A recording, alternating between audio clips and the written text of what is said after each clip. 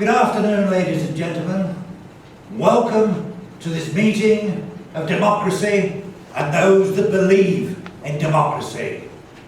It's great to see you, and I have to tell you, this audience now is almost as big as the audience for the Meet the Chairman meeting in the main convention hall.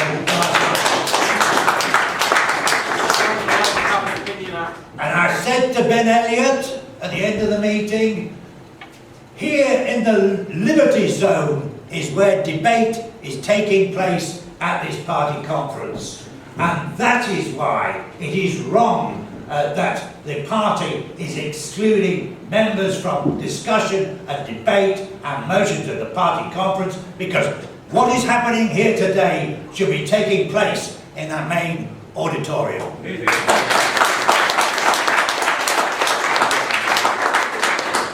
It is a great privilege, a great pleasure to share a platform with such distinguished guests. I have an affinity with them all. John Stanley in the Bow Group, my son Guy is a former chairman of the Bow Group. Joy Morrissey, Beaconsfield, Member of Parliament. My Member of Parliament, who fought a tremendous fight at the general election to get rid of Dominic Grieve, who has...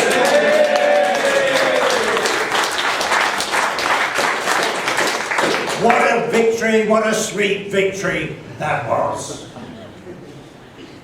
Miriam Cates, I have to tell you, I never met her until 20 minutes ago. But we have an affinity, and I don't know whether she knows it, but I'm going to let you into the secret. You see, the Straffords are old Sheffield family. Miriam was born in Sheffield. My family, the Straffords, go back to the 1750s, and they were scissor manufacturers. On my mother's side, she was a waterfall, and they were tool forgers, and they go back to the 1750s. And in the 19th century, the Waterfalls and many other families were very large families. In fact, the Waterfalls were so big, they had their own cricket team. Cricket was very popular in the middle of the century. And what happened was that they didn't know what to do in the winter for exercise. So they started kicking a football around.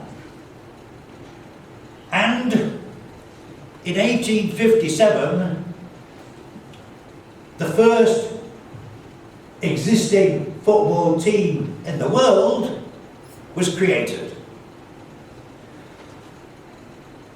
Do you know what it was? Hallam.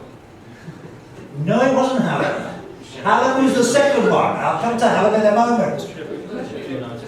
No, it was Sheffield Football Club.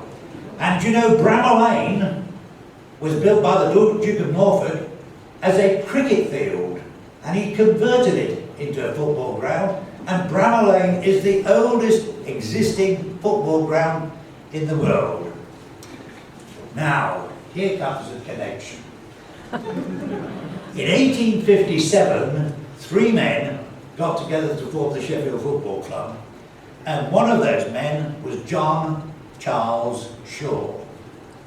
He was born in Penistone, and he was educated at the Penistone Grammar School. And he served, and he formed this Sheffield Football Club, and he became the president of it, and served in it for 14 years.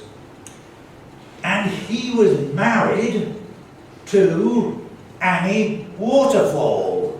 And Annie Waterfall was the niece of my great-great-grandfather. This is like what you think you are, isn't it?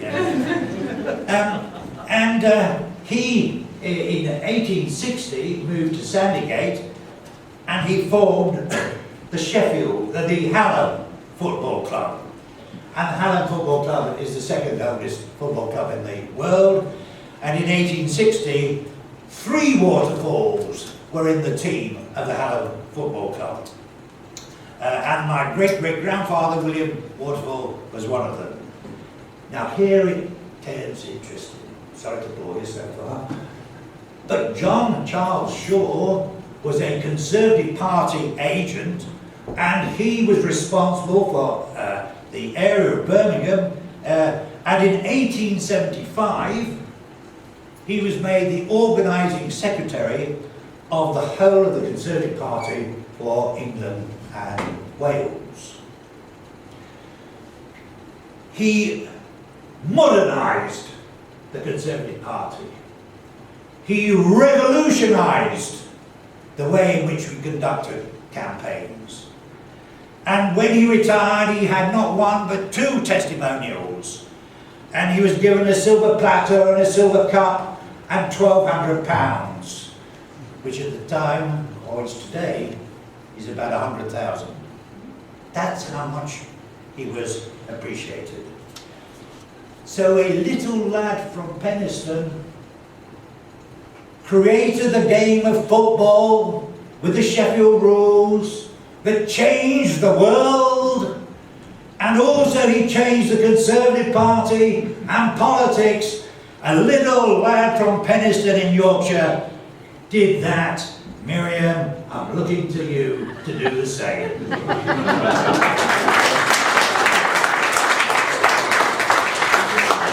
So let's start with the modernisation of the Conservative Party. The chairman and deputy chairman, the treasurer, the chairman of the candidates committee, the chairman of the policy forum should all be elected by and accountable to party members and present annual reports to an annual general meeting to which all party members are invited. The National Convention should be scrapped. It's past its sell-by date. Constituency associations should have the right to determine who their parliamentary candidates are with a minimum interference from central office. Hear, hear. Members should be able and allowed to debate motions at the party conference and vote on those motions. Hear, hear. The party constitution should be capable of being changed by a general meeting of the party, by members of the party, on the basis of one member, one vote. And the power of the party board to effectively do anything it likes in ignorance of the rest of the constitution should be eliminated. That will modernise the Conservative Party. But what has happened in the last couple of years to freedom, liberty, democracy, justice? The internet, dominated by a small number of big tech companies, delete information they disagree with. Schools and universities have ceased debate and inquiry. People with contrary views have been barred from campuses. Student newspapers have been censored. Employees have been made to undergo psychological re-education. People have been sacked from their jobs for saying that there are 2 biological sexes. Families have been kept from their dying loved ones. Daughters have been arrested for collecting their mothers from care homes. Vast numbers of children have been sent home from school and denied a proper education because one classmate has lost their sense of smell. We have been told that an antivirus vaccine, although the vaccine isn't compulsory, yet those who refused it have been sacked from their jobs. We have been stopped from going to bars and stadiums. And our unassailable leaders have ignored the rules they have set for others again and again, blissfully uncontrolled and untroubled by cries of hypocrisy. Global leaders, bureaucrats, scientists, royalty, the super rich have met in private to discuss how we all must live. Blinded by hubris, They believe that they alone can bring about utopia. And the language they use is made up of meaningless phrases like sustainable development, build back better, levelling up. Few will question what all this means, and those that do will be insulted, ridiculed, and pushed to the margins of society so that they are effectively silenced. It is time for a return of conservative values. The Conservative Party must maintain itself as a democratic national organisation supported by a broad section of the population from all walks of life. It must uphold the rule of law and order and the concept of equality of all before the law. It must create favourable conditions for the creation of wealth and thereby sustain high levels of employment and living standards. It must promote free enterprise, maximise choice and minimise regulation. It must provide or enable the provision of high quality services in fields where the state must provide them. It must control public expenditure within a balanced budget and with a low level of taxation. It must ensure the integrity and security of the realm, and it must ensure a fair democracy based on the principle of one person, one vote. These are the traditional Tory values. These are what we want to see put forward by the Conservative Party. You know, I am in the sunset of my life, and I look to a new generation to uphold these values.